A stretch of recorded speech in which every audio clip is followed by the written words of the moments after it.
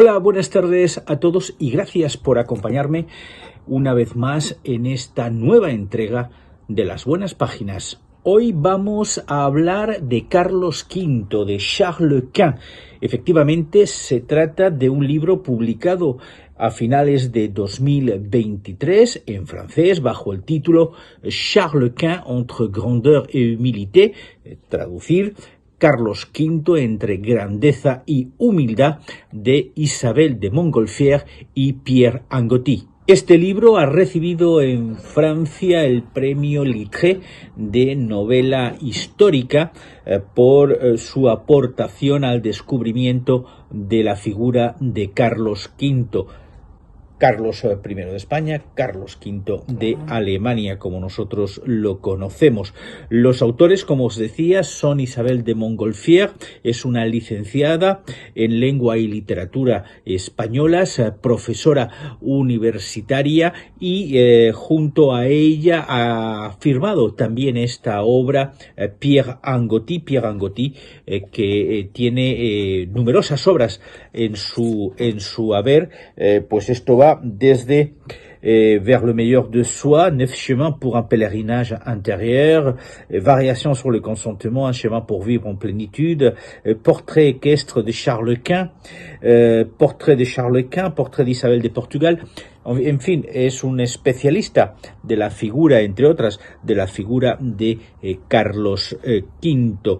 Como os digo, esta obra, Charles Quint, Carlos V entre grandeza y humildad, es una pequeña joya que he descubierto en las últimas semanas y que he devorado rápidamente porque no son más que 160 páginas aproximadamente. Como digo, son conversaciones y reflexiones que él tiene consigo mismo y con algún que otro visitante. Y todo esto en forma de novela escrita en primera persona.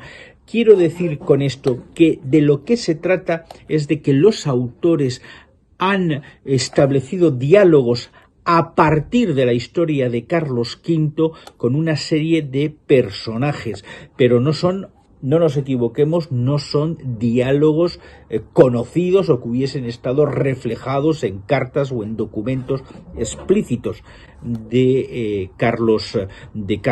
Por lo tanto, como digo, son conversaciones y reflexiones sobre su vida, cómo ha intentado buscar la paz a lo largo de su vida para ser, de hecho, uno de los emperadores que más ha guerreado a lo largo de su reino. También su búsqueda de la religiosidad, un hombre profundamente religioso, y eso se encuentra también reflejado en estas reflexiones y conversaciones que los dos autores nos han dado.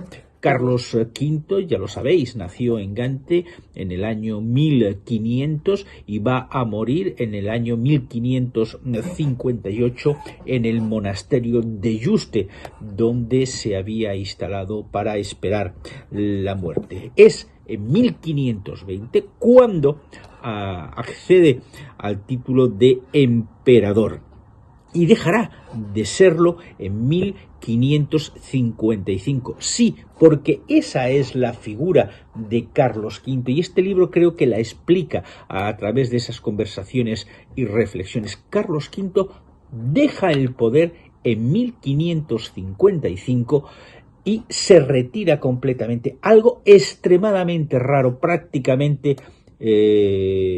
jamás conocido.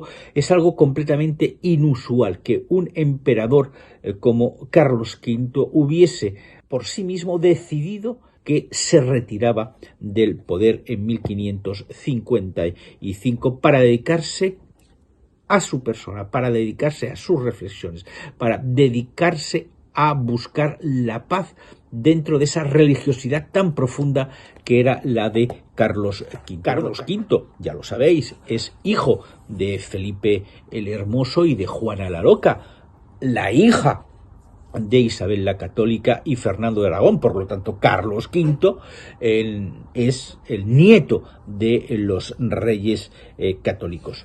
En esta obra, como digo, de ficción porque en el fondo son reflexiones que se le conocen algunas, pero que han ido a buscar los autores en su historia para poder escribirla.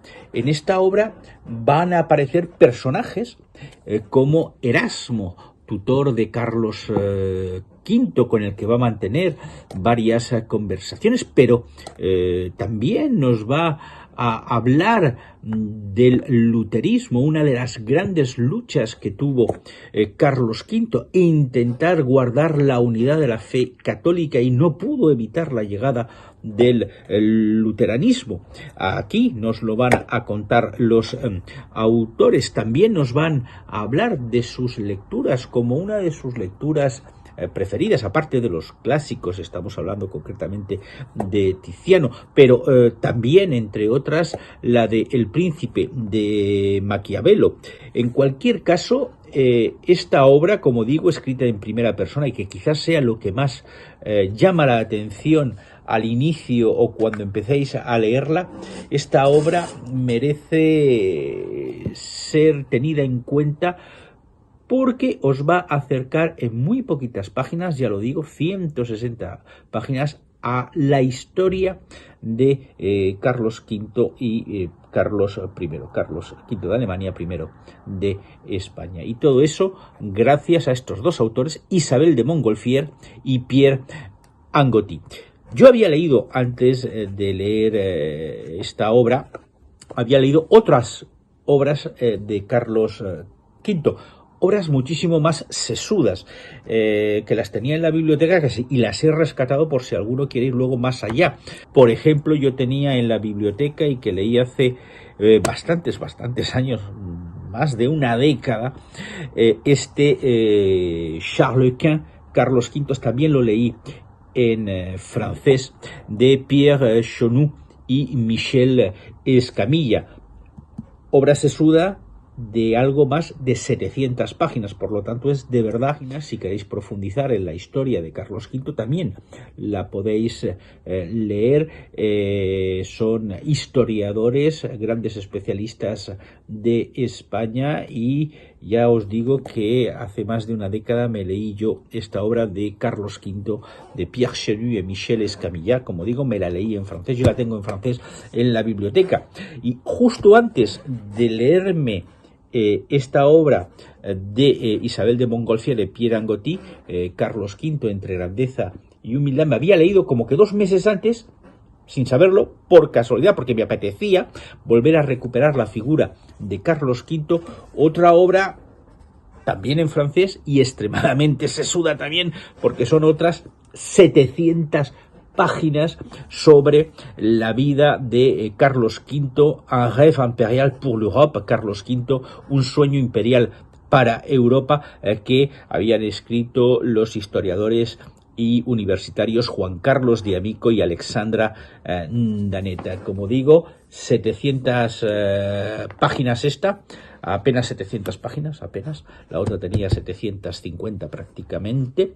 Y también, ya te digo, son obras en cambio extremadamente interesantes, pero para profundizar muchísimo más en la historia del emperador, en su vida, en su obra, en su carácter, en sus logros, en sus fracasos. Porque logros y fracasos tuvo Carlos V a lo largo de su vida y a lo largo de su reino. Muchas gracias a todos por haberme acompañado durante estos minutos, y espero que lo sigáis haciendo en las próximas entregas de estas buenas páginas. En cualquier caso, aquí me tendréis para seguir trayéndoos nuevos libros que no solamente serán de historia, también podrán ser de música, novelas, teatro, poesía u otros, porque lo importante es leer, leer, leer y leer. Hasta dentro de muy pronto, aquí, en Las Buenas Páginas.